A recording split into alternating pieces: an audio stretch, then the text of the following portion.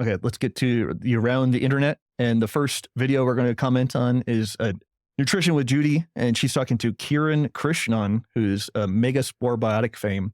And they're talking about why you shouldn't consume coconut oil. A little bit about coconut oil. I know that, you've mentioned that coconut oil, even MCT oils, may not be beneficial for the gut microbiome. It's such a revered food lately, with ancestral foods, the high fat in it. Can you talk about why it may not be like such a good fat and oil to use? Yeah, and it's a combination of both the type of fatty acid and the effects that it has. Obviously, the lauric acid and all that are really strong antimicrobials. So coconut oils kill bacteria in an amazing way. They're powerful antimicrobials, and when you consume them, they will act like antimicrobials in your gut. So it's going to kill off more bacteria during the digestive process and release more of that LPS, right? And because it has such a high concentration of fat, your body produces something called lipid rafts to go through the gut lining and pull that nutrient fat into the circulatory system. And because it's doing that, the LPS, the endotoxin, is also a fatty acid. Yeah, go for it. So it accidentally also pulls in a bunch of endotoxins. Go for it. So I think it might be helpful just to do it in like minute chunks because there's so many different points that he brings up. Yeah. Are you cool with that, or do you want to go through the whole thing? No, I mean, go for it. Okay. So, I mean, just like the 2 points he's made so far. The first is that coconut oil is a powerful antimicrobial and as such is going to kill bacteria and lead to the release of LPS. I think we would all mostly agree with that, except powerful, I think, is a little bit of a stretch. I think it's pretty mild as an antimicrobial. I mean, most things that we consume that are natural, so to speak, whether we're talking about different forms of saturated fats, we're talking about coconut oil, we're talking about polyphenols in fruits or cooked vegetables or anything like that, those all have gentle antimicrobial effects. It's not the equivalent of taking an antibiotic or some sort of supplement that's like a more intense antimicrobial. So that's just something to consider. It's not like this is causing it shouldn't be causing major die-off effects if you're using a teaspoon or two of coconut oil. But the other thing I wanted to mention, I guess we'll get into the lipid rafts in a moment because he will talk about, like, he'll get into that more detail. But the other thing I wanted to say is if there's a lot of harmful bacteria to be killed off, that alone is an issue. Like, that is not caused by the coconut oil. If you're dealing with major bacterial overgrowths and coconut oil is helping to reduce that, I would definitely regard that as a positive thing if it's done in like a healthy context. Got it. So just before you continue, Dad. Go on. Yeah. The other thing I want to mention is that coconut oil is absorbed really high up in the intestine. So like we're talking in the stomach and the duodenum, which is the earliest portions of the small intestine. The bacterial counts in those areas should not be high. You shouldn't really have a large volume of microbes living in those particular areas of the intestine because they're dedicated towards absorption. The area where you're going to see larger amounts of bacteria is going to be towards like the ileum, which is the last portion of the small intestine, and then inside the colon. Coconut oil really shouldn't be making it so far down in that direction overall, especially because it's a large portion of it. It is medium chain triglycerides or medium chain fats, which are absorbed through like a passive fashion. They don't necessarily need to form a chylomicron or a lipid raft and then move across the intestinal barrier. They don't need the bile acids. So in that situation, to make an argument, at least when I'm looking at this, to make an argument that coconut oil disturbs the microbiome is kind of questionable because it shouldn't even be making it so far down into the colon. Particularly if you're going to be like on a high fat carnivore diet with very minimal fiber and things like that, and you're having large volumes of coconut oil, perhaps maybe. But in the context of a normal diet, I think that would be less of an issue overall. So yeah, that was the first thing from my perspective where I was like, okay, it depends on where we're talking. Got it. So not only is it causing more release of endotoxin, it's also causing more absorption of the endotoxin beyond the leaking through. So there's a couple of studies now that are shown that are published of all of the sources of fat, and that coconut oil has the most endotoxic effect. So it's not just a hypothesis; it's shown in published clinical trials that it causes more inflammatory, leaky gut than any other fat there is. Okay, can you pause there? Yeah. So there's two things I want to mention here. One, leaky gut is very different from the endotoxin absorption that's occurring in response to the lauric acid in the coconut oil. So there are these studies, and he talks a bit more about this. I'm sure we'll dig into it more, but there are these studies showing that lauric acid relative to unsaturated fats. It's not like you have studies looking at all different types of saturated fats, and rather I think this is going to be pretty similar throughout all different saturated fatty acids. I don't think this is going to be unique to lauric acid in the coconut oil. However, in this study is looking at lauric acid from coconut oil, what it does is it increases the absorption of endotoxin, but it's not by causing intestinal permeability. What it does is it causes essentially it mobilizes the lipid rafts and increases their absorption of the endotoxin and fats. And this is a translocation through the cells of the intestinal lining. This is not going between the cells. This isn't causing intestinal permeability. It's not causing the absorption of any other food molecules or, bacteria or anything. This is what we'll get to as basically a detoxification pathway to get rid of the endotoxin that's in the intestine, but this is not through any sort of intestinal permeability. So that's a really important distinction to make, that the lauric acid here is not causing leaky gut, as he was saying. And then, the other point I was just saying is that he was acting as though there's these studies that have looked at all of these different fatty acids and their effects, and coconut oil is this unique one, but really the only studies that I've seen looking at this compare coconut oil with fish oil and, some sort of vegetable oil or something. But I don't think there are any looking at different types of saturated fats, for example. So that was my 2 points here. Got it.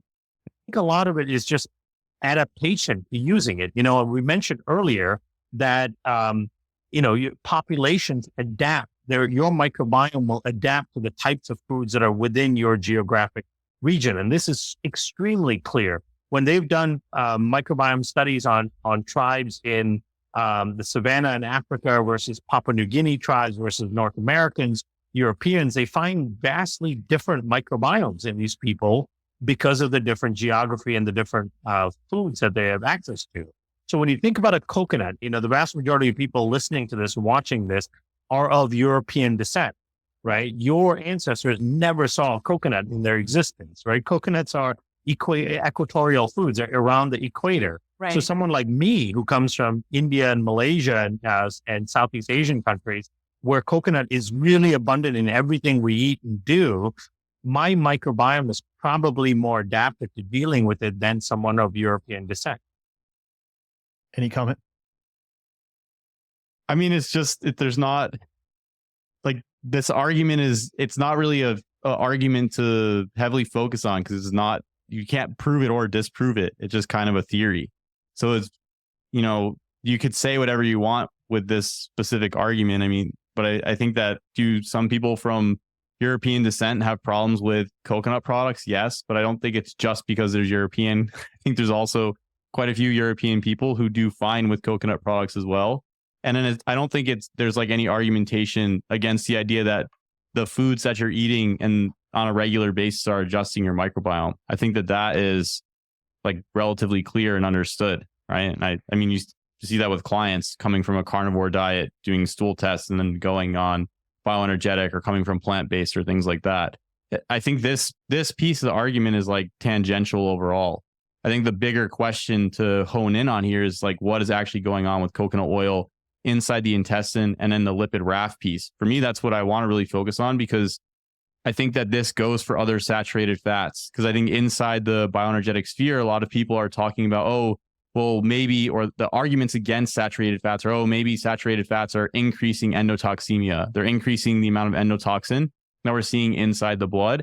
And the mechanism is the lipid raft process. Now, what Jay kind of already described is the lipid raft is when fats are moving into the intestine, they form these kind of micelle type things, or they're called chylomicrons. So it's all the fats organized so that the heads are outside because they can interact with water, and then the tails, the fatty acid portions, are inside.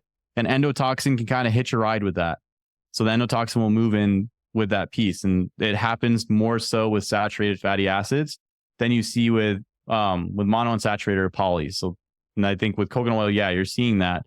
The nuance piece here, though, is that there's not an argument that you see more endotoxin coming in with saturated fats. That's true. at least in the studies that we have available. The nuanced element here is that you actually don't see such a massive inflammatory response when you have the endotoxin coming in with the saturated fats. And why is that? So essentially, the saturated fats are directing that endotoxin to liver cells, not the liver immune cells, the macrophages, the Kupffer cells, to the regular liver cells, and they will start the hepatocytes. They will start to detoxify that endotoxin. So it's actually protective. And in animal studies, when you give saturated fats or you give chylomicrons, which are kind of like the bundles of the fats with the bile acids that have been emulsified together, or you give lipoproteins, so to the animals, before you expose them to endotoxin, their survival is way better, significantly better overall, because those things in the bloodstream, in the digestive tract, bind up the endotoxin and they serve as a detoxification mechanism. The other thing that happens is endotoxin in the body triggers the production of lipoproteins, LDL, HDL, all these different lipoproteins. And why does it do that? Because it's going around and mopping up the endotoxin that you're exposed to, bringing it to the liver, and then the liver is detoxifying it. So it's actually a protective response. And with this, that's not necessarily why I think the saturated fats raise cholesterol. I think there's other mechanisms that would be tangential to what we're talking about here. But I think, yes, you see more endotoxin coming in, but you also don't see this massive inflammatory response. I think that if anything, it's protective overall. And then, Danny, you actually introduced me to these studies from the podcast you did with Georgie. But in the Nanji studies, when you give rats alcohol and then you give them saturated fats, they actually do way better. Like one of the study, they continue to give alcohol and then they gave them saturated fats, and the livers of the rats like continued to heal. And the reason that is so important in this context is because the way alcohol damages the liver, besides the metabolism of alcohol being problematic, is that the alcohol actually damages the intestinal lining. So it actually causes the intestinal lining to break down a bit and allows endotoxin to move into the portal vein and go to the liver. And then that endotoxin damages the liver directly. So if you want to look at a model of high amounts of endotoxin and you want to see what is making it worse or what is making it better, you would use alcohol and you expose to different types of fats. And essentially the polyunsaturated fats do the worst, particularly omega-6s. And then the saturated fats perform the best. And some of the saturated fats that they tested were beef tallow, I think MCTs, so medium chain triglycerides, which you find in coconut oil, and then palm oil and things like that. So yeah, that for me, that's the biggest question. As far as like, are different populations adapted to coconut oil or not? I mean, I don't know how you could prove or disprove that. So I'm not necessarily interested in arguing that point. But as far as like, does the microbiome adjust with different diets in different areas? Yeah, I mean, I think we all agree on that, those pieces. Yeah, before going to your background, you might just be reacting to some impurity in the product that you're using or something. That would be like a way more likely explanation. So that's an important distinction. Go ahead, Mike. Well, just to like add on to the evolutionary side. So he was saying that as evidence for his claim that some people might be better adapted to coconut oil and would not have this mechanism occur, he's saying that different populations that live in different areas have different microbiomes. But as you were kind of alluding to, Mike, you can just eat a different diet and it will change your microbiome immediately. This isn't like a deep genetic thing that's been determined over hundreds of thousands of years. You can change your microbiome dramatically in a very short period of time. So this has nothing to do with your heritage or anything like that in terms of whether or not your consumption of coconut oil is going to increase endotoxin absorption. And again, as we'll get to as they continue, this isn't particularly unique to coconut oil. As you were saying, Mike, any increase in fat is going to increase absorption of endotoxin through the chylomicrons.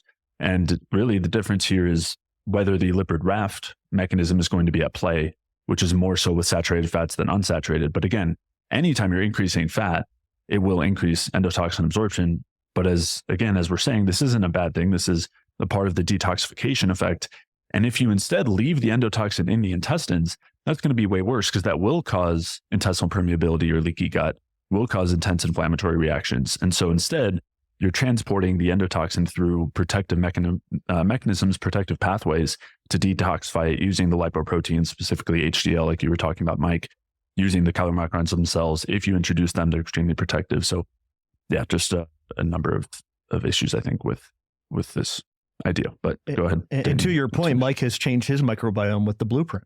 So we have Exactly. proof positive. Definitively, the hundreds of pills a day. You should see my bifidobacteria levels. Good for Danny, you. before you start, I do want to just mention one more thing, is that the medium chain triglycerides, and this is something that I think is a good distinction to make, is important. I'm pretty sure the medium chain triglycerides don't really form the lipid rafts as much as the longer chain fats like palmitic acid.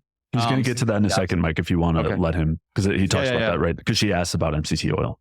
Yeah, go ahead. In the ideas, maybe if enough Americans eat coconut all the time, the next couple of generations will be better adapted to it. But we do know that when you're ill adapted to a food, it can have deleterious effects, especially when it's a powerful antimicrobial. And then MCT oils, because a lot of people drink those coffees with the MCT oil. It doesn't have the same effects as just true coconut oil. So when I first started looking at it, my thinking was it may not, because coconut oil in itself has the long chain fatty acids. Long chain fatty acids tend to be very antimicrobial. But now there's more data coming out showing that the medium chain fatty acids also are powerful antimicrobials. So my guess is they probably would. Now, one thing that saves the medium chain fatty acids is they are what we call direct oils, meaning they're directly absorbed into the system rather than done so through lipid carriers in large flow. So they may reduce the amount of inadvertent bringing in of LPS because they don't use lipid rafts the same way as long chain fatty acids do. So my intelligent guess would be, and I have not seen studies comparing the two yet, but my intelligent guess would be that the MCT would be better, but it would probably still cause some die-off and some increase in endotoxemia. Final thoughts? Yeah. I mean, that's the point I was going to get to, is that like if you're not having coconut oil, if you're having butter, if you're having beef tallow, if you're having chocolate, if you're having any fat that has any type of saturated component in it, which is almost every single fat, because most fats aren't just one type of fat, whether mono, poly, or saturated, you're going to have some formation of lipid rafts. There's going to be a question of how much. And then, so like the argument would be made against almost all saturated fats. The only piece here that you could say is maybe the difference is that the medium chain fats like lauric acid seem to be like, I haven't seen the comparison, as you mentioned, between like palmitic versus lauric, but lauric acid has been tested to be quite antimicrobial. So I guess the difference between coconut oil and these other fats, as far as the argument's sake would go, would be that the lauric acid and the other medium chain fats like caprylic acid and capric acid would be antimicrobial. And then the other amount of long chain fats like the palmitic acid and myristic acid in the coconut oil would then pull the endotoxin from the killed bacteria from the medium chain fats across the intestine. But I think that, I don't know, I'm not convinced of that, especially because the medium chain fats, as you mentioned, are like passively diffuse, and they diffuse higher up inside the stomach and the small intestine, where you shouldn't have large counts of bacteria overall. So yeah, I think that's less like, I don't see that as a necessary worry with the coconut oil. The other thing is inside studies with medium chain triglycerides, they actually see beneficial effects inside some of the animal studies on the microbiome and on obesity and things along those lines, and on endotoxin levels from the modulation inside the gut microbiome, and like effects on the liver and all type of stuff. So I don't think that it's that's the specific mechanism of why somebody would necessarily have a bad reaction to coconut oil overall. It's just because this endotoxin response. Yeah, another thing I want to throw in there. So he's mentioned this a couple of times, that this antimicrobial effect is increasing endotoxin, as if that's a problem. And I just want to reiterate, I mean, I guess if you have a major bacterial overgrowth and you're accidentally killing it off, you might want to be aware that could increase endotoxin. But as I was saying, for one, a lot of different foods have antimicrobial effects. And for two, if you are getting that much of an effect from a product like coconut oil that you're just using in your food, that means you probably have a pretty pretty messed up microbiome. Like it's not in a good spot. And you would want to work to improve that. So it's the same part of in order to heal that situation, in order to clear out the major intestinal overgrowth, you're going to need to use some things like coconut oil or stronger to work on reducing that bacterial population. And that's going to mean that there is a release of endotoxin. It's a part of the healing. Like in order to heal from that, you need to have that process in the same way that the lipid rafts that increase the translocation or the absorption of endotoxin through the enterocytes is a part of the healing process of clearing out that bacterial problem and clearing out the endotoxin. So I think it's just a complete flip in terms of the perspective, and just this, we're kind of myopically looking at endotoxin going from the gut to the bloodstream without recognizing that there are very different major differences between that happening due to increases in infection, increases in bacterial overgrowth, intestinal permeability versus detoxification pathways. So that's one thing that I think is really important to note. And then one other kind of closing thought, just coming back to those NANGI studies that you mentioned, Mike, one thing that's really noteworthy in these studies looking at the lauric acid from coconut oil increasing lipid raft activity and mobility is that the omega-3s have the opposite effect. So the omega-3s decrease endotoxin absorption through these means.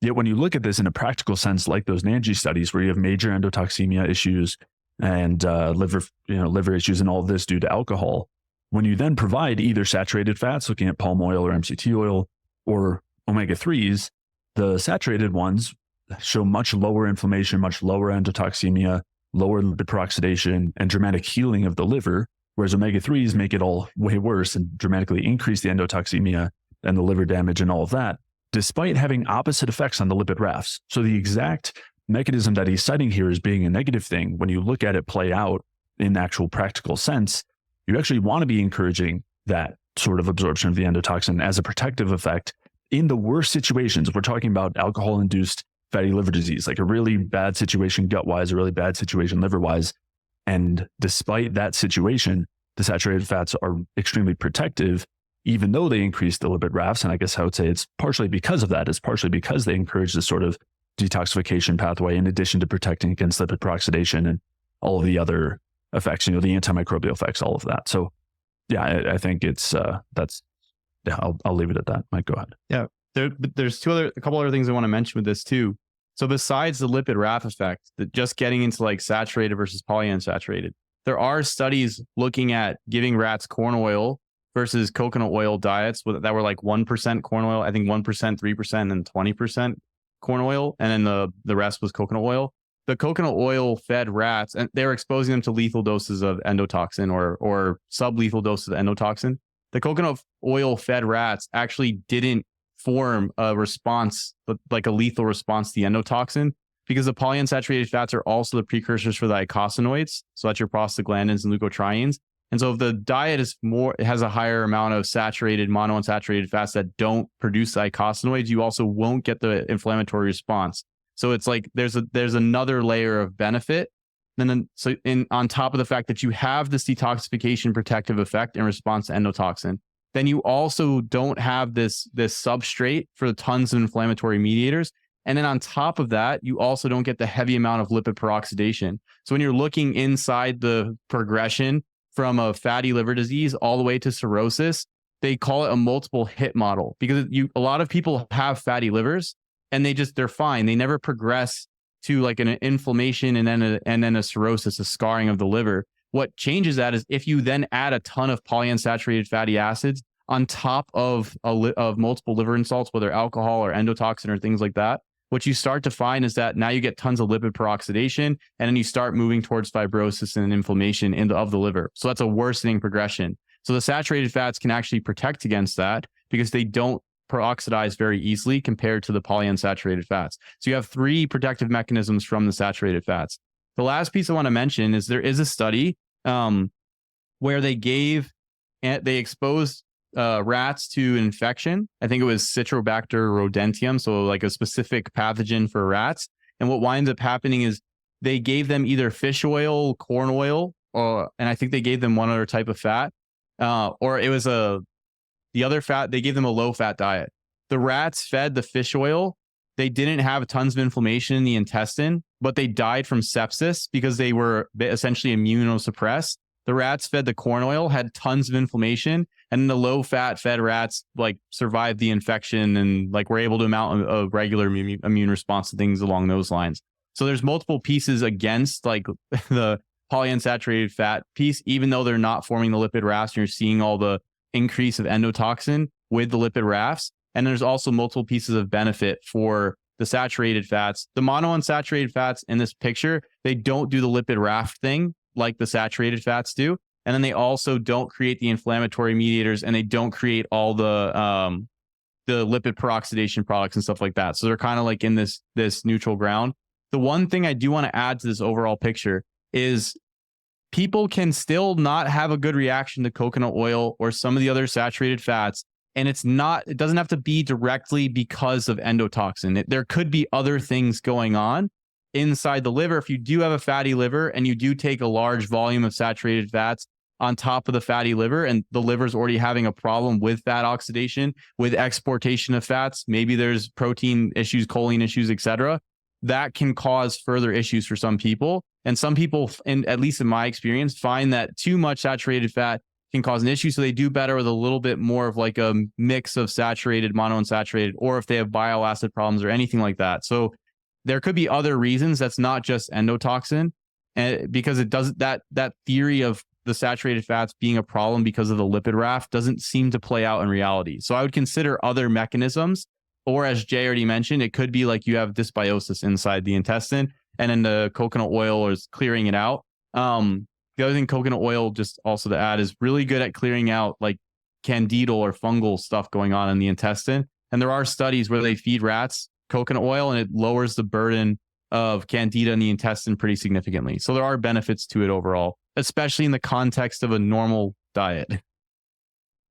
This seems kind of like classic when the dietary ideology is not working, or for the person, they have to go to more like obscure things like, oh, maybe coconut oil is toxic, or maybe vitamin A is toxic. Like this kind of reeks of that to me. But yeah, wasn't there, I have a paper saying that the prime mechanism of endotoxin is lipolysis. And so if you're not approaching things with the bioenergetic sense in mind, like you'd miss a lot of the things that were occurring from the lipid peroxidation to the prostaglandins, and it would be like hard to approach all this stuff because you'd be flipped in a bunch of areas, and you'd kind of have this myopic view, like they're kind of progressing here. That's like, so I've had a couple clients ask me about this specifically, and I think the important piece or the context to keep in mind here is that the gentleman who is speaking is a microbiologist, and like his view and lens with which everything he is looking at is microbiology. So, and microbiome, and he produces supplements for the microbiome and all that type of stuff. So I think it is always important to understand the frame with which the person is thinking about things, because that will give you an idea of like, are they considering these other factors? And it doesn't seem like he is considering these other factors. It's like he's coming from this ancestral perspective, which is kind of tags along with the carnivore diet piece, plus the frame of being a microbiologist. And then Danny, something that I do want to mention, this is a little separate than that you brought up, but some coconut oils are extracted with solvents like hexane. Yeah. And in my experience, if I've had like crappy coconut oils that have been that had those solvents, I've had way worse like the runs from it. Yeah. Whereas other ones, like higher quality ones, I seem to do okay with. And here in the Philippines, there's a lot of like crappier coconut oils extracted with hexane, and I've had some pretty interesting experiences eating dishes cooked with those. Well, I think apparently you can tell if you have a hot pan and you put on the coconut oil, it should give off an odd smell if there's hexane in the product. And so before Ray had said that on some podcast, and I knew exactly what he was talking about because I had that experience multiple times, like smelling something like weird plasticky type of smell. And so I think there is definitely something to that. Jay, you're going to say something? Yeah, I just had two other things I wanted to mention very briefly. One was just that I don't know what Kieran's dietary suggestions are, and I don't know what Judy's current suggestions are regarding coconut oil or anything else, but if someone was actually concerned about these pathways, being like a major impact on gut health or health overall, the solution would be a low-fat diet. And within that fat, you would want to have high PUFA and low saturated fat. I know that's not something Judy's recommending. I don't know what Kieran recommends, but yeah, I just wanted to make that point that any increase in fat will increase endotoxin absorption through different means, different pathways, as we mentioned, and specifically saturated fat over PUFA. And so if you're concerned about that, you would want to suggest a high PUFA to saturated fat ratio, and you would want to suggest low fat diets. And I don't know what Kieran suggests, but I know Judy doesn't suggest that. Of course, she wasn't the one saying that. She's just interviewing him, so it doesn't mean she agrees, but just wanted to throw those things out there. The other thing I wanted to mention that we failed to mention going in is, of course, this isn't personal toward either Judy or Kieran. We're happy to have both of them on, discuss these things. We obviously are not, particularly familiar with the views of Kieran's views dietarily outside of this video. So yeah, I mean, this is just talking about this excerpt of a video. We can't comment on anything beyond that.